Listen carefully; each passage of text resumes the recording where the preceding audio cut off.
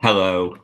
Welcome, listeners, viewers, and online guests, to our next session in this series of Safe to Trade presentations. I'm your host, Kelvin Wood, and I'm your consultant EHP here at Safe to Trade. And we continue into 2024 with this series of conversations and updates to provide you all you need to know about the scheme. We really hope you enjoy today's session, and thank you to those joining live. After our short conversation today, the guests will be able to ask some questions to our panelists. So if you think that's you and you've got some burning question, just pop a note into the comments box and we'll get as many as we can over to our panelists as time permits. Okay, speaking of guests, today I am joined by Sterling Crew. Sterling is one of our strategic advisors and a member of the governance board at Safe to Trade. Hey, Sterling. Great to see you, Kelvin. Thank you for inviting me. And we're also joined with Elizabeth Draper. Liz is a consumer who we've invited onto the session today to give the views of the general public. So no pressure, Liz. You're speaking on behalf of anybody who eats out in a restaurant today. Fine. Morning. Right. Okay. Morning, all. So let's start with some introductions. Sterling, for those of us who have been living under a rock and have never met you before, tell the viewers and listeners a little bit about yourself. Okay, Kelvin. I am an environmental health practitioner and I work in the field of food safety. I've been doing it for 40 years now. I know you can't believe that, Kelvin, looking at my skin, but I've been around for a long time.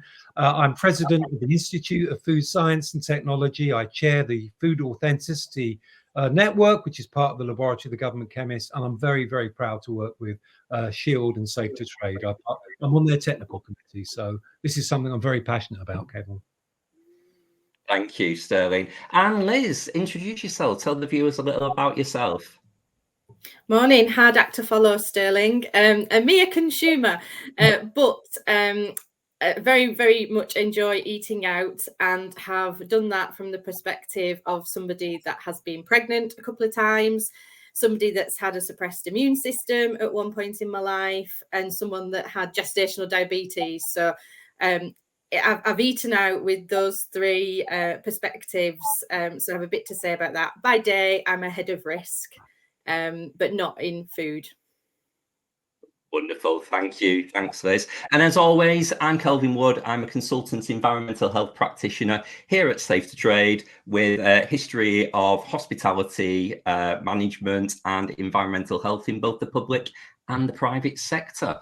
So let's start with today's session. We may have already given the game away in terms of what it is we're going to be discussing, but today we wanted to deliver a consumer-focused session on Safe to Trade. So this is nothing about regulating the industry. It's nothing about food business operators implementing the scheme. This is for consumers. This is for you guys who eat out in hospitality and want to do so in a safe manner.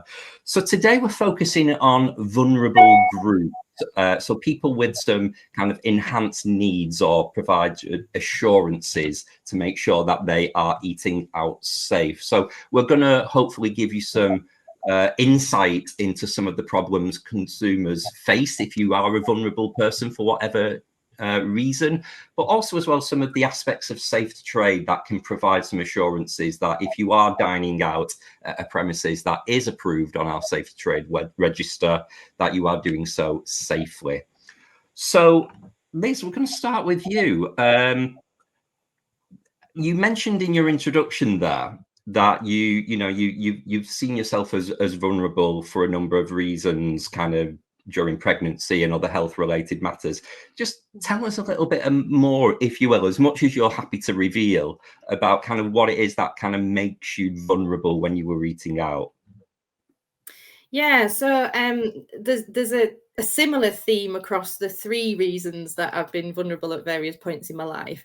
And that is really information. So when choosing what to eat, the menu's fairly high level in terms of what a dish is. And the ingredients that go into that, I think allergens seem to me fairly well covered, since the recent changes in law. But there's lots of nuances when you've got a suppressed immune system or you're in pregnancy that that means you need to kind of know a little bit more information about that. Maybe the I'm thinking of eggs as an example. So there's a lot of artisan places that are using farm eggs, for example, that haven't got lion stamps and things like that. So to have to get into a conversation about, can I just check the origin of the ingredients you use, is quite a tricky conversation, and you feel I guess you feel like you're being fussy or annoying when actually a very small thing like using an egg that hasn't got a lion stamp, whether it's cooked or not, as I understand the latest guidance, it could actually put yourself in real danger and the life you're carrying in your body. So that's just one example, but there are many, and I've got some examples where it's not necessarily gone well for me. But I'll just pause there, Kelvin, to see if that. And you've said that you feel like you're coming across as being fussy. Now, I know you, Liz. I know you're outspoken and you're quite happy to champion those. But clearly, there'll be people who wouldn't feel confident having those conversations with servers and would be looking for some kind of information held elsewhere about the safety of the products. What kind of reaction have you had in restaurants when you're talking to a server about your needs? Do they seem understanding, or, you know, have you been made to feel fussy? I have. So really, a really kind of core memory from my pregnancy sticks in my head of one particular restaurant.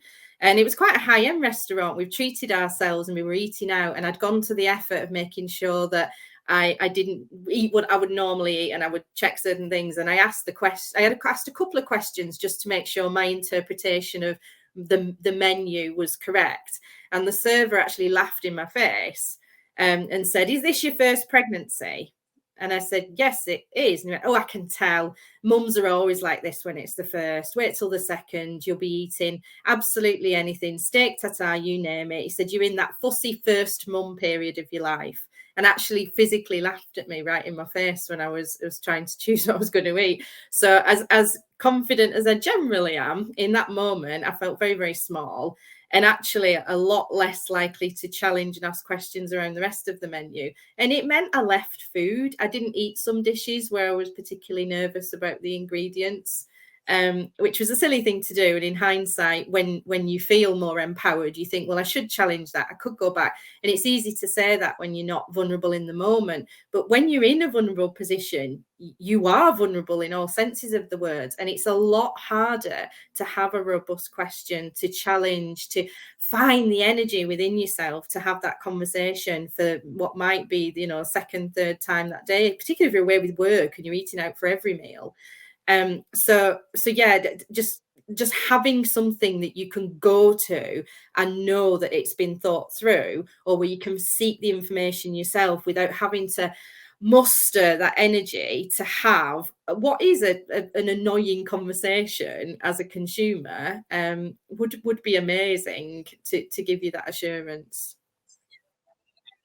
Let's face it, we're really only at this point in time talking about making yourself aware to the restaurants of your needs and what they can do, which is a challenge already in itself. But what about your trust in the information or the knowledge from the team in those restaurants? Have you had any examples or thoughts around, you know, I've said I can't have this product. Do they know it's in that dish? You know, how do you feel once you've managed to communicate, however successfully it may have been? Yeah, I've got a few examples like this. So the biggest one that sticks in my mind is cheese. So when I was pregnant the first time, the only information I got was a piece of paper, like a recycled piece of paper that you could lose anywhere, with these are the things you mustn't eat.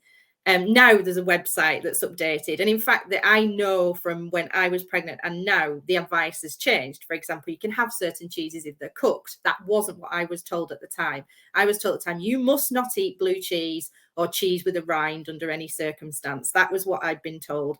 And it actually says on the advice you were given or this could affect your pregnancy, cause developmental issues with your child, and could even lead to loss of child. And that's what's written on the piece of paper.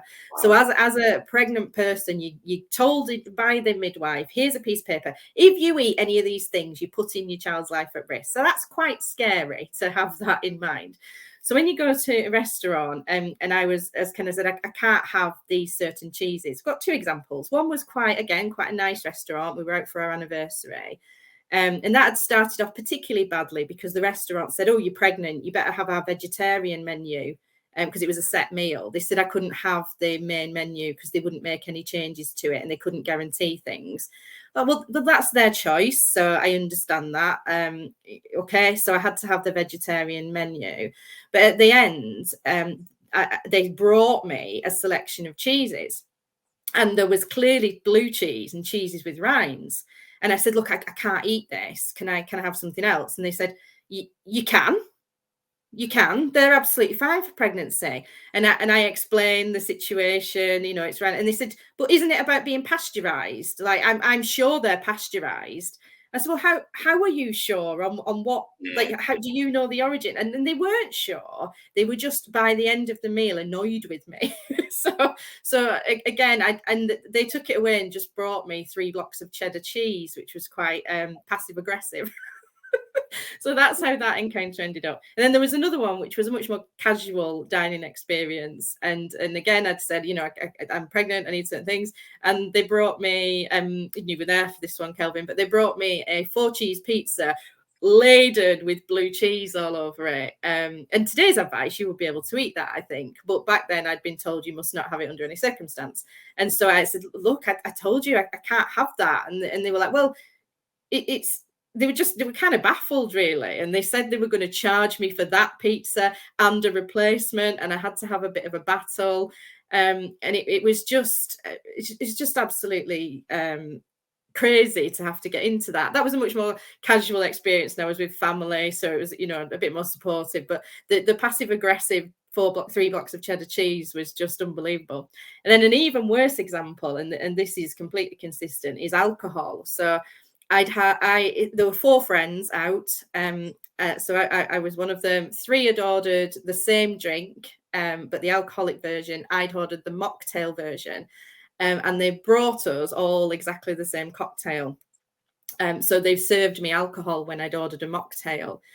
Just because of when relaying the order to the bartender, there was like a slightly different name of the mocktail, and they just misheard and hadn't done it. It wasn't out in the evening, it was a lunchtime thing, so it wasn't particularly noisy or anything like that. And it was only because I recognised the smell in the first taste that I said, are you sure?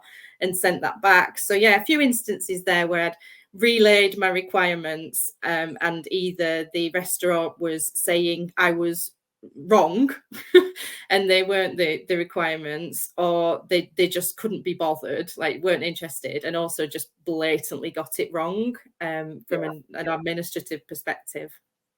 Yeah, and you say then from an administrative perspective things may have been gotten wrong. What's your feelings of having never really, I know previously you've been in the industry before you was doing the roles you do now, like working on bars and things, but kind of the level of training that may or may not be provided to staff. You mentioned your famous conversation there where you were challenged about pasteurized cheese. Did you sense that someone was quoting training they've been provided there, or just something they may have seen on the news that day? What's your feeling as a consumer about the level of training and support hospitality workers are given?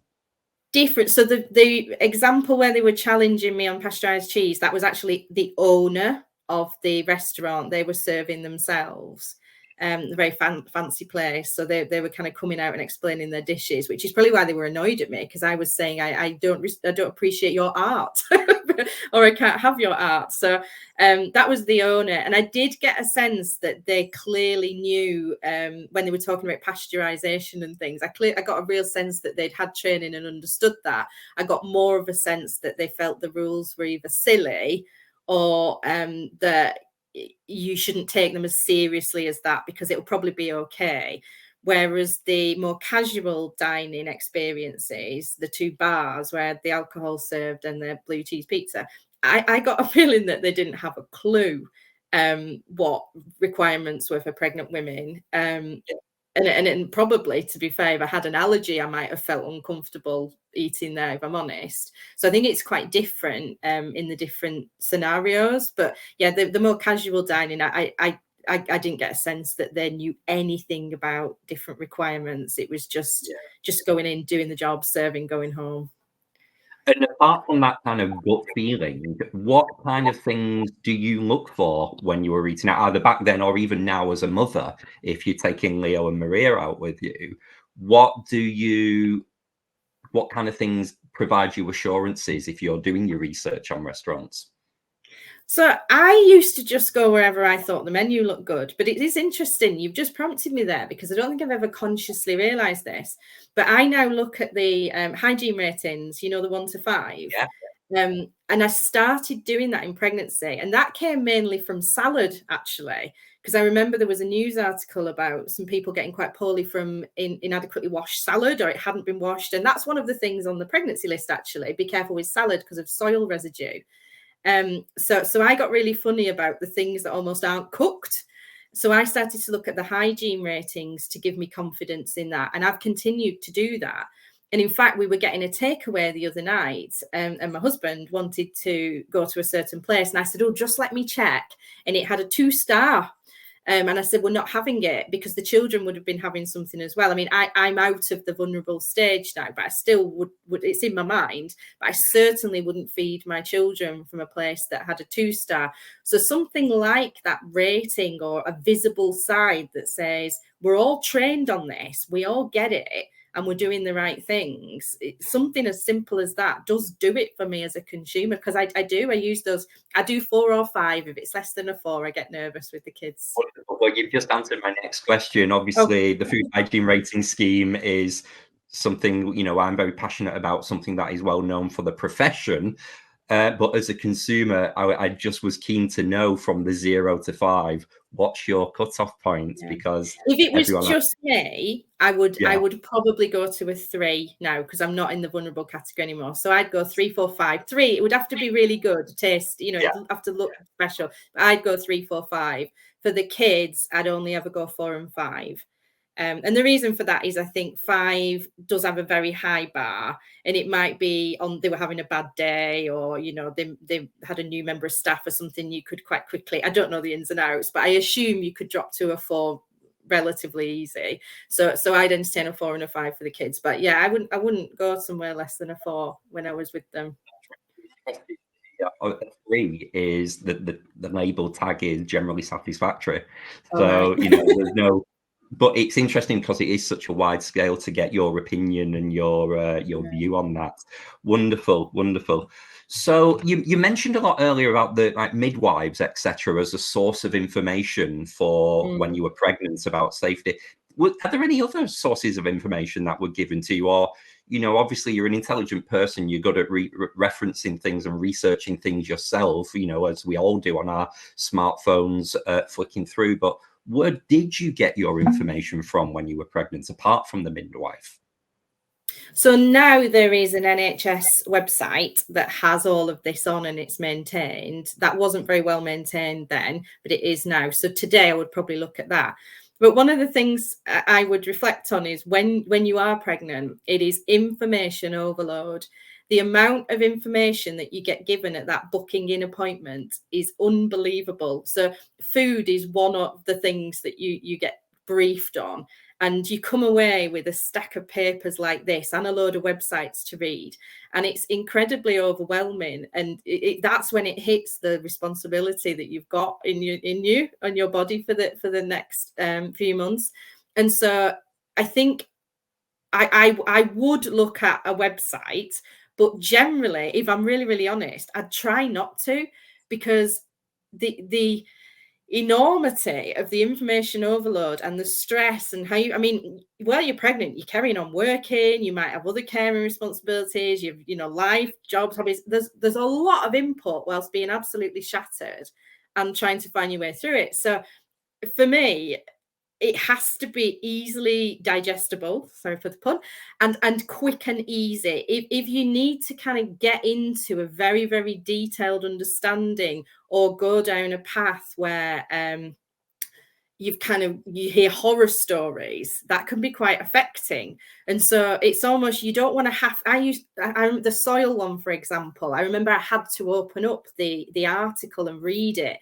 And even reading that and thinking, oh my God, what if I've not washed my salad properly? What if every time I have a sandwich, it kind of creates a bit of anxiety that you don't need on top of all the other anxiety. So I love that rating, and now I know 3 is okay. Thanks for the education. I'll go 3, 4, 5. But something as simple as that to tell you you're okay here, we've got you, rather than you have to go down the rabbit hole of exposing yourself to horror stories and what ifs and what could. I think that would be really useful, because the fact that I had to read things like that, it just creates extra anxiety around it. But a simple thing that just tells you the folks here are trained and understand the ins and outs of the requirements of vulnerable folk would be really helpful. Wonderful. Thank you so much, Liz. Let's bring in Sterling. Sterling, you've been sat there. Thank you very much listening to Liz and my conversation there. Would you say that the views and the examples that Liz has quoted, are they typical across kind of vulnerable groups in your experience? Are there any kind of misconceptions that may have been quoted? I'll go through. Thanks for your insight, Liz. I thought that gave you a really good view of a consumer's point of view. I'll try to back your comments up with a bit of science behind it as well, Liz, but I found that really insightful. First of all, Kelvin, could I say that we've got to get things in perspective? That in the UK, I believe that we have the safest food system in the world, and I travelled a bit seeing some others. So give everybody the assurance that in this country, we're actually about as good as it gets. But there are groups that are vulnerable, and there are groups that need to take those extra precautions. And there's some simple common sense things you can do, as I think Liz was bringing up there. So can we just circle around and identify what those vulnerable groups are? Because Liz says she happened to be in 2 of them at the time. But there are basically, in my head, 6 groups. There are elderly people, the elderly, and that means over 65. So as I sit here today, I've suddenly realized, Liz, for the first time, I'm in a vulnerable group. And there are a lot of very old people in this country. So when we talk about vulnerable people, it's not like some obscure minority. It's quite a large section of our population is vulnerable. There's children, and that means under 5, really, when you talk about children. And I've got 3 grandkids, and all my grandsons are under 5. So that's another vulnerable group that I'm participating in. There are people that are immunosuppressed who are taking drugs or have a certain type of illness, and I've had that recently when I was in hospital. So it worries me that I'm ticking a number of these groups, Liz.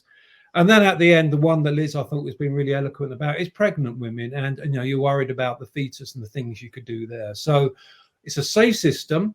There are vulnerable groups that need to take particular steps. I'd throw another one in it, Kelvin, which is food hypersensitivity, which Liz alluded to. And there's quite a lot of people in this country who have food hypersensitivity or allergic to some types of food. Healthy, great food, very nutritious, that you and I would eat with great pleasure, but can be deadly for them. They can have an anaphylactic reaction, and death is not unusual in that case if they don't have an EpiPen. And unfortunately, we've seen on the news lots of cases associated with hospitality where people are dying because they can't make an informed choice. And I think that's what we're trying to do, is to give people information in a simple way, not overload them with information. As Liz says, sometimes it just sees too much to read. And then I'd have a 7th group, which is everybody, because we're all vulnerable to our food if it's not safe. And I've seen people with salmonellosis. I've seen an 80-year-old with it who was picked up in a blood test. That's how they found salmonella in a bloodstream. Went round to visit her, and she was perfectly well, didn't know what I was talking about. And I was expecting to see someone on the floor, barely breathing. And I've been to someone that was a fit, healthy young man that was a sports fanatic, and he was in his early 20s, and he came close to death's door and was completely one of the sickest looking people I've seen in my life. And so there are vulnerable groups, but also the things you do for vulnerable groups, I think you should be thinking of it as well if you're, just a normal person without some of those difficulties. Could I pick up with Liz's comment about eggs, which I think is a good story, if you don't mind, Liz? Yeah, I wanted to ask you about those specific examples. There are, is the information coming through correct, or is there anything you want to kind of pivot on there? Yeah, there's information which is good, and there's information which misleads consumers. So Liz is quite right. I remember the 80s and 90s when we had a real problem with salmonella in eggs. I mean, it was a massive problem. It was almost like an epidemic, actually. A number of people are going down with a particular type of salmonella, and it almost destroyed the UK industry. But as a response to that, we have the British Lion Mark now, and that is a very good food safety scheme. It's the best I know worldwide. It actually delivered. Salmonella, in effect, has been taken out of eggs full stop in the UK. So Liz is right. This scheme that there is for British Lion has audits, it has checks. All the birds are vaccinated. So everything is vaccinated from the laying flock right down to, right up to the breeding flock. So there's complete vaccination throughout the train to stop you getting the salmonella. But I think, as Liz was saying, not all eggs are the same. So they're all nutritious and great quality and provenance. But with the Lion Mark eggs, you've got a guarantee that there's no salmonella. If you buy an egg that doesn't have that on, so if you're pregnant and go into your local supermarket, there's a lot of eggs that have come over from Poland, imported eggs that the Food Standards Agency is very concerned about. They don't have a similar system. We've had one of the biggest outbreaks in Europe of salmonella coming from Polish eggs that's affected people in this country. And so if Liz went into a supermarket and thought British Lion eggs, that's what they always serve, she might actually be picking up eggs that aren't British Lion. So if you're a vulnerable group, you've got to make sure that you're really, really, really cooking your eggs, pasteurizing it to get rid of the salmonella, if it's not British Lion. And, most of us, I'm sure Liz is the same. My grandkids, I just fed them this morning, and they like nice runny eggs with soldiers. So like overly cooked eggs that are just solid. I think they prefer runny. So maybe that's an example with eggs about something that's very nutritious, but actually, if you're in a vulnerable group and you make the wrong choice, the consequences can be awesome. Indeed. And in restaurants, they're unlikely to bring you out the egg to show you the iron stamp on it in advance of them making your breakfast. So we have to have that information available to consumers elsewhere as a voluntary third-party scheme. I always ask, like Liz did, I don't think it's unreasonable to ask people certain questions if you're in a vulnerable group. So I ask anyway, because you can't see it. Are these British Lion eggs? And often the waiter doesn't know, and they go find out and come back. But it's not just the in-shell eggs. The scheme covers liquid egg as well. And even though liquid egg is pasteurized, we're still seeing cases of salmonella. So if you want that confidence of the British Lion Mark, check that the liquid egg is covered, which it can be, and the in-shell egg as well. And I think Liz is quite right to ask questions, and it's really disappointing to see a frivolous response to her from something that is, it's about your health and about your kids' health and about your parents' health. Yeah. Now, we have mentioned many times on this webinar series before about British Lion eggs and how it is such a successful and fortunately well-known voluntary third-party assurance scheme. So coming back full circle with Safe to Trade, what is it about voluntary third-party assurance schemes that can give consumers like Liz or other vulnerable groups that confidence and information? Yeah, I think, again, it's about enabling people to make an informed choice. So Liz mentioned the food hygiene rating scheme. So that gives you some information, and the Safe to Trade scheme gives you some more information. It's a bit more in depth, to be honest with you. If you can imagine, food officers in this country, unfortunately, are very, very, very stretched, and they're not visiting the premises in the frequency that they want to, and they're obviously put under time pressure as well. So like you, I think the food hygiene rating system is the best thing that's happened to food safety for consumers. They can make a choice. But as we sit here in this country, you don't have to actually put it on the door. Whereas in Scotland, if you go to Scotland, it's the law, you have to put it there. So if you end up with a 1, you've got to put it in your window. But in this country, you don't. And obviously, if you're getting 1s or 2s, you're not going to put that in the window. And not a lot of people realize that. So they don't see it. It's not like it's missing. They just ignore it. And the scheme is a good scheme. But I would say to you that people get confused with like hotel star ratings. So they think 5-star must be amazing hotel. It's not. 5-star just means you've met the law. Nothing more, nothing less. So I think everybody should be a 5-star. Anything below that means that you haven't met something to do with the legislation. So for me and for my family, we only go to a 5-star because that gives me confidence that the law has been met by a professional environmental health officer. Safe to Trade is a bit like that plus. So what it says is you've got to meet the law. Yeah, so there's a whole load of requirements about law, and immediately the law changes, it's updated, so it's a live system. But I think the added value for a consumer, because it's all about consumers, is it does best practice as well. So it actually gives you indications to the restaurant of what you do to solve the problem. So you could argue, I don't know, if you go to the FSA website on temperature, which is really important, cooking the food, as Liz will know, if you don't cook your meats properly and other foods, you're exposing yourself to an unnecessary risk. But I noticed on the FSA website, they say cook thoroughly, but they don't actually give you a temperature to cook to. Yeah. So if I was Liz, maybe I'd look at it and I'd think, I wonder what cook thoroughly means. And I bet if you ask 10 people, they'd all come up with a different answer. And what the scheme does is it gives you temperatures that you have to cook to. Yeah, so it's 60 degrees C for 45 minutes. It's 65 degrees C for 10 minutes. It's 75 degrees C for 6 seconds in the core of the meat. So it's telling your restaurant owner, your hospitality person, this is the temperature that you need to cook to. And obviously what you're asking people to do is to have a thermometer so you can check that. Liz, do you have a thermometer in your home to check your cooked meat, by the way? We do. It came with our turkey one year and we continued to use it. We don't use it every time, but yeah, if we're making a joint of meat, we use it for that. Well, that's a great example of an informed consumer.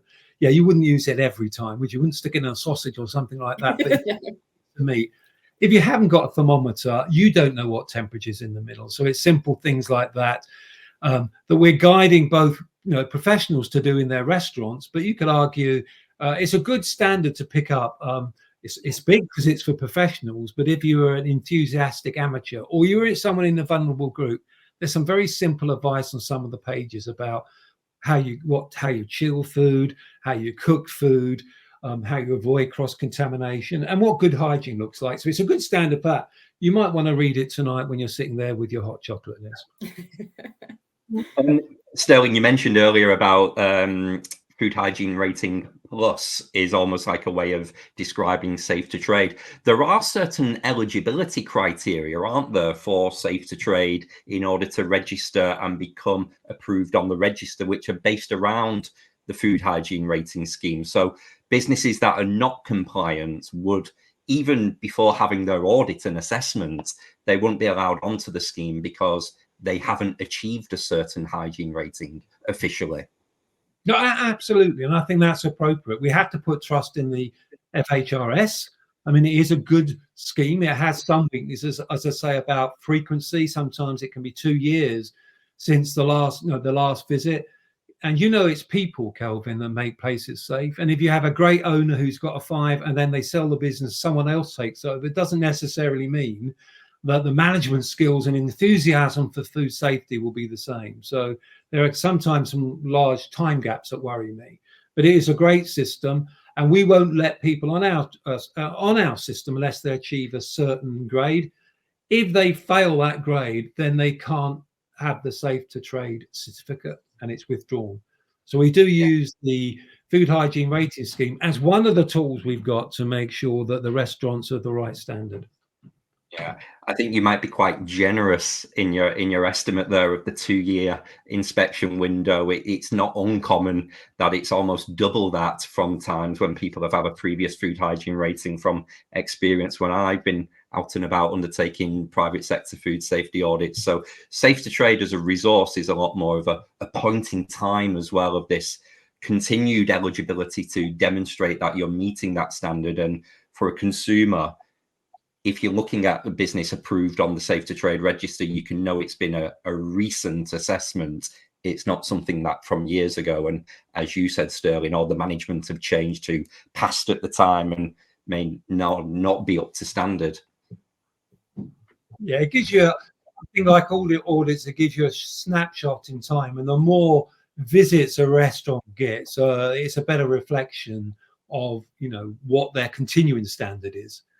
I think Liz says, you know, sometimes a restaurant can have a really bad day and the EH turns up and maybe they get a 4 instead of a 5, or but they can then ask for the EHO to come back, and can we get back to our 5? But there is that option. But a tip for me is, if you look at the FHRS score, and as I say, in this country they don't have to put it up, and if I had a 1, I wouldn't put that up in my restaurant because it would put people off. You can see a date of when the inspection, I think, was last carried out. And it's on the back of the sticker. You have to kind of poke your head around the inside of the restaurant and look in the rear of the window, I've noticed. Yeah, you see quite a few people. I do that. I know I'm a bit of a geek when it comes to food. And if you work in the industry, you do become sensitive to things because you see so many ill people. And certainly, as I say, if I'm taking my grandkids somewhere, I always make sure it's a 5, and I always have the habit of checking the date. And the people in the restaurant think you're weird, don't they? Like, what's that guy doing looking at that piece of paper there? Wonderful, wonderful. Thank you for that, Sterling. Liz, we'll just take you off screen for the moment, bring you back for some questions and answers a little bit later. Thank you very much. Sterling, I want to take advantage of having you on the webinar today. Thank you very much for joining us. Just tell the viewers and listeners a little bit about your specific involvement with Safe to Trade. What was it about the scheme that initially drew you in, and what are some of the responsibilities that you have with Safe to Trade? Well, first of all, to put it into context, many people won't know what a voluntary third-party audit is. So it's quite a technical term. But what it means is, look, you have your own business. You use it in finance as well as food safety. But what you do is, to get assurance, you get somebody to come in and check you, has got nothing to do with your business at all, who will give them whatever their view is. They'll give the view and they'll score it the way they want. And that gives your customers some confidence. And we'd had that in the food manufacturing sector for about 30 years. That in every food factory, a reputable one, somebody will come in from a scheme. Now, food factory I had, they'll be there for 5 days checking everything you're doing. And at the end of the day, you'll get a score that says you've passed or you haven't passed. And that's good for my customers, like the retailers. So it's good for M&S and Tesco and people like that who require that. It's good for my staff internally because it says to them, look, all that hard work you've done, somebody else has come in and said, you're doing a good job. And if you have a problem, you don't want to live with a problem. You want to get someone to come in and tell you you've got a problem so you can react to it. So in the food manufacturing, this is bread and butter. And I think what's great about Safe to Trade is it's looked at hospitality, our restaurants, our cafes, our hotels, and said, well, why can't we do the same for that for consumers? Why can't consumers have that assurance that somebody else has come in there and has assessed it, and it's a very comprehensive assessment, and that will give them the confidence that they're dealing with the right people. So for me, it's the first time I've seen a scheme like this being developed for hospitality, where it's accredited. I don't know why it's taken us so long to get here, to be honest with you, because in some ways it's almost obvious, but you know, one of the big food safety experts in our sector, Mark Flanagan, who works for Safe to Trade, identified this as a need. And then to do that, he got, as well as his own experts, such as yourself, Kelvin. So there's a lot of experts there. I believe Shield employ more environmental health officers than any other organization in the country. They're bigger than Birmingham Council, the biggest authority in Europe. It employs more EHOs in Birmingham. So it's got a lot of expertise and resource there that they can throw at this. And then they brought in a team of people from outside on a technical board. So it's those are technically inclined to write the standard and to challenge ourselves. And I also sit on a governance board, which has got the great and the good in it, making sure that we're doing the right thing. So we got the ex-head chair of the FSA, the Food Standards Agency, and EFSA, which is the European Food Standards Agency. So somebody who is really an important and a person with a lot of integrity. We have the deputy government chemist on there. We have the ex-technical director of Sainsbury's. So we got the great and the good. And I say, to give you extra assurance, we do something called assured advice. So we work very closely with our local authority to give people that confidence that the local authority come in and they check everything we're doing. And then if they think that it's safe and it's appropriate and it's illegal, they give us assured advice, which means that a local authority has checked everything. So consumers know it's not just about getting experts in, it's about having a governance board that checks it works. And then to me, as I say, equally importantly, is the relationship we have with a local authority who also check everything we do. Absolutely. So the integrity of the scheme is protected because it is so accredited, whether it's the assured advice remaining active so we don't change the content without permission from the primary authority, or even the way the scheme is delivered through the certification activities to make sure the Safe to Trade standard is consistently applied and always looked at. We've had previous conversations on this webinar series where we've talked with Stuart Wiggins, the operations director at Shield, about the certification activities of the auditors, but just the content of Safe to Trade as a food safety standard with the governance board, which you sit on, Sterling, constantly having that feedback to check versions of the standard. Is it up to date? Is there anything that needs to be added, amended? Does give a lot of confidence out there that it is relevant and it is reactive to the industry as well. Wonderful.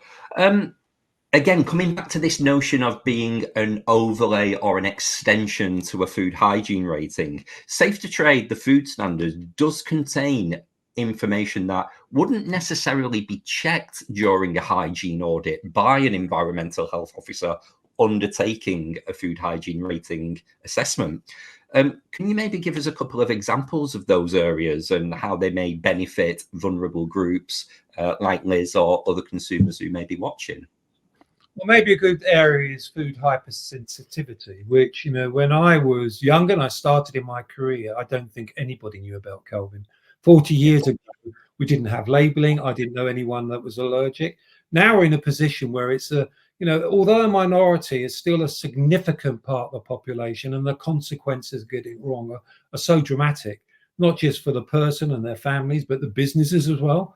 It's a very traumatic thing for a business if you feel that you've injured somebody. I know I've seen the aftershock within businesses where that's happened.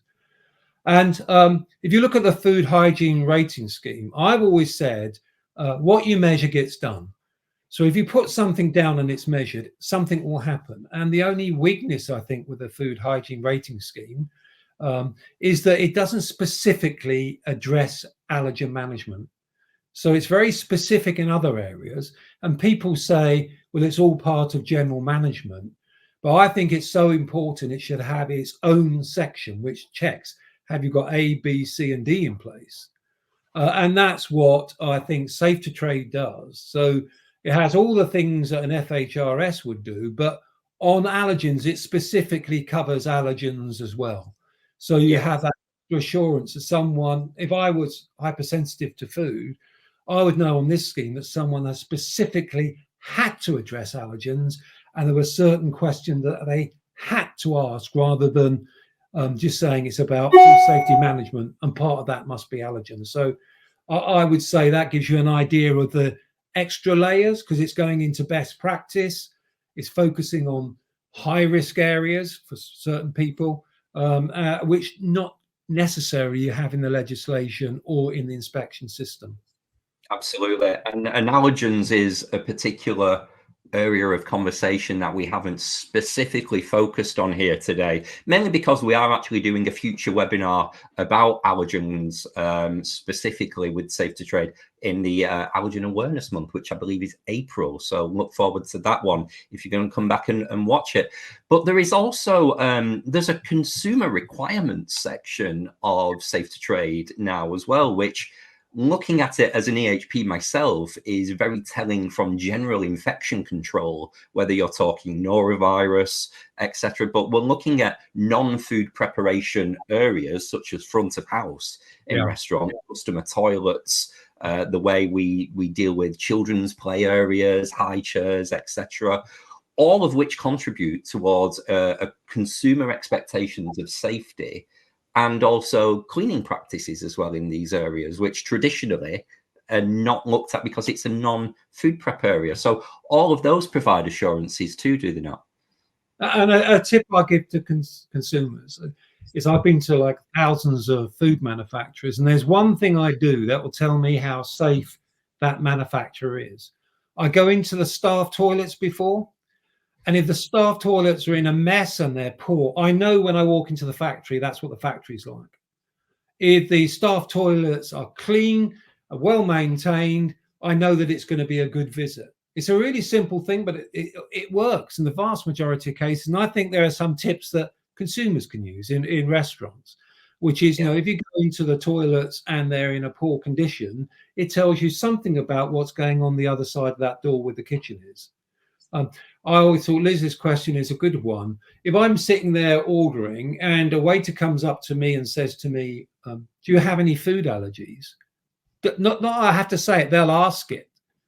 That says to me, oh, they must know something about food safety, that person is trained and they've asked a question. So me, in my head, I'm thinking, tick in the box. If they don't ask me, I always turn around and say, how do you know I don't have a food allergy? And then that gives you that conversation of, well, how good are you? You know, if you can't get the basics right, toilets are clean, making sure that the staff ask you the right questions, ask you, not you tell them, and seeing the way that food is displayed. Sometimes I've seen food displayed at ambient temperatures, high risk food, and you think, well, you're going to have to throw that away once it's been in there for a couple of hours because it can't be kept at the right temperature. So there are good tips for consumers, I think, about what to look for when they go to a restaurant. The Safe to Trade certificate, FHRS score. So all this time, the consumer's becoming more informed. Their choice then is, do they want to go in there and eat or not? An informed choice. Wonderful. Thank you, Sterling. I'm conscious of time. Let's bring Liz back in there. If we've got any questions that the viewers have put into the comments box, if we could display maybe a question from the viewers that we could ask. Thank you. So Tom O'Brien wants to know, when my wife was pregnant, she craved some things that I'm sure I'd not wanted her to eat.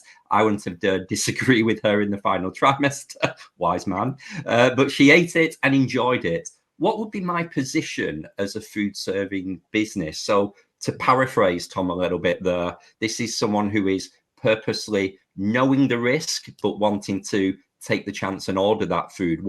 How should a food business respond to such things? Interesting question. Thank you, Tom. What do you think, Sterling? Well, yeah, it's a good question, Tom, and it's a normal question. It does happen. Look, we had a case recently where somebody got very ill for an allergic reaction. And for some reason, she went back to the restaurant 4 weeks later. And I'm thinking, well, if I've just almost died, I wouldn't go back. And the restaurant refused to serve her. And people do have that right to say, no, I can't control the risk. But then it's the personal choice. And Tom is right about cravings during pregnancy. Liz will know about this more than me.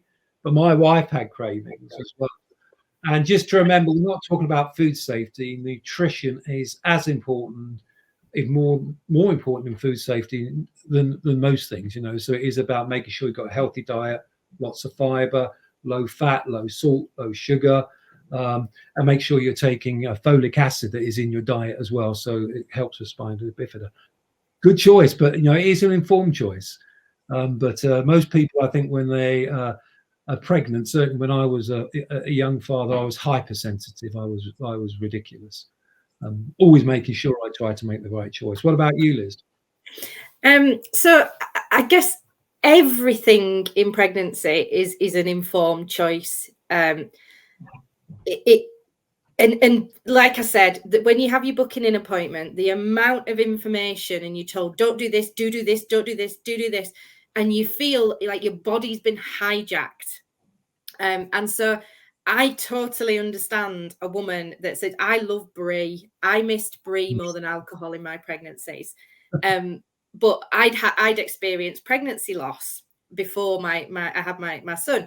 And so for me personally, I was by the book because that was the experience I was coming with. So I didn't want to do anything at all that could impact, or that it could be, and I wouldn't have even known it had impacted it. You know, it might have been something completely different, but I didn't want anything that could be my fault, let's say. You know, and that's, I don't mean that literally, but you know, I didn't want that. I know the people who've completely different situations, and I've seen people I know drink alcohol during pregnancy. It is ultimately a choice. These things are illegal. We don't live in a state that says, you know, you as a pregnant woman must do or do certain things. It is recommendations. And so I think informed choice is what is the most important thing. And a craving is a very real thing. When I craved carrots, which is quite a strange craving, I imagine. But I crave carrots. And if I didn't have my box of crisp, cool carrots with me at all times, I felt like I was going to go insane. And so I get the power of a craving as well, because that's a mental health thing. You know, how do I get through my day if I don't have this thing that I need in my life? Hormones are a strange thing. And only 50% of the population will have the opportunity to understand some of the strange hormones we have going on in us. But I think the most important thing is choice. Women come with very different experiences into pregnancy. People with other vulnerabilities come with very different experiences. There might be, for example, elderly people. Someone at the age of 70, you can see two very different images there. You can get some people running marathons. You can get other people in care homes being taken care of.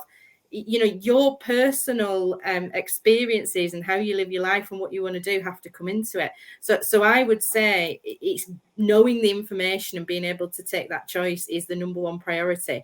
I personally wouldn't expect a restaurant to say, you must not have this. You know, we hear it about pregnant women and caffeine, don't we?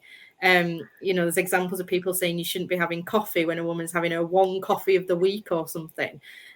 So yeah, I don't propose that it's the restaurant's responsibility to stop people doing things. I would suggest it's give consumers information and they make the choice. I think that's a great way to kind of frame that response there to Tom. Thank you, Tom.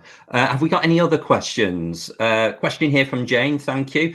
So Jane's paraphrasing a question here from Paul Hisco. What are the speaker's views on what needs to be provided to meet a minimum requirement for written information on allergens in forthcoming legislation? I guess that's one for you, Sterling. Well, I think what he's alluring to is Owen's Law, which is a new legislation that's going to affect hospitality. The Food Standards Agency has just backed it. And it means on your menu, you'll have allergens listed, which is, I think, is important. The weakness of it, I think, is it stops people talking. And the most important for me is quite right. You've got a written information. It's quite right that you perhaps have a script you use. But if it stops people from asking the question or stops the waiter saying, can you tell me, do you have an allergen? Then it's poor. So my first step is always start a conversation. And a lot of teenagers are involved in some of the allergen cases and unfortunately the deaths. We lost a teenager in Bath to a kebab that contained milk only 5 years ago because teenagers are under peer pressure and they don't like asking questions of adults.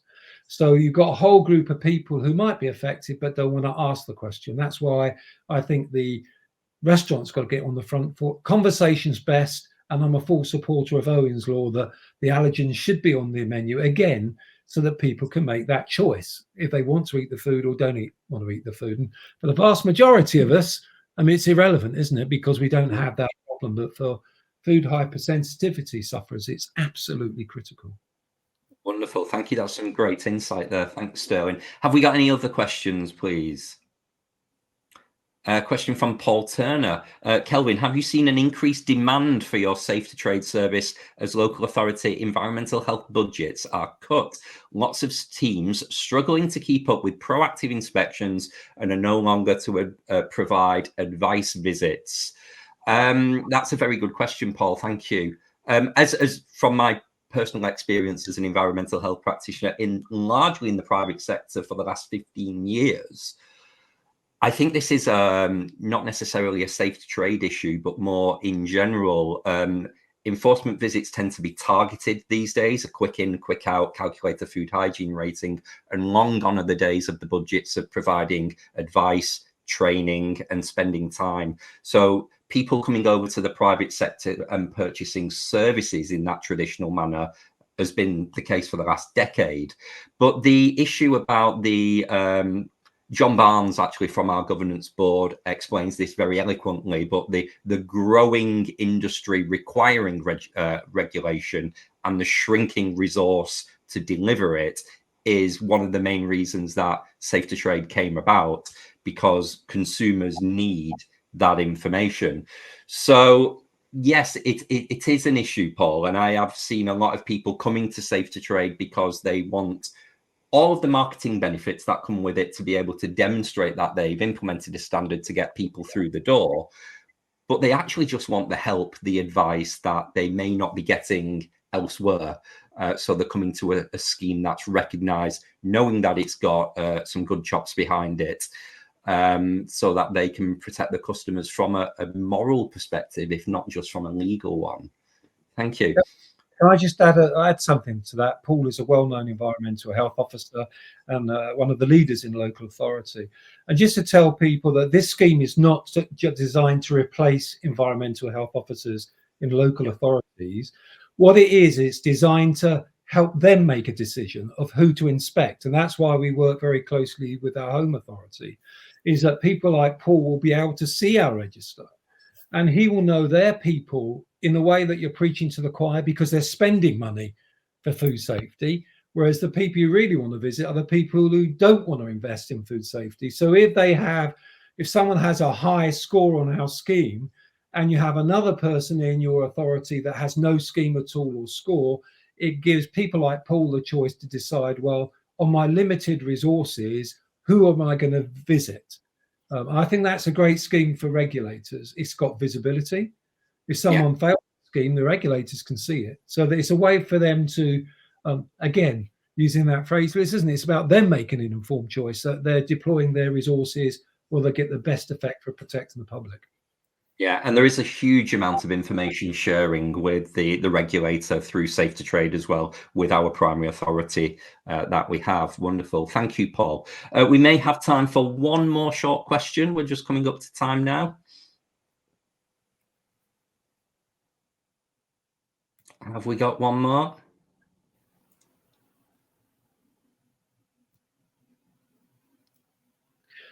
Could I make a comment while we're waiting for the question, Kelvin? You can indeed, Sterling. Go for it.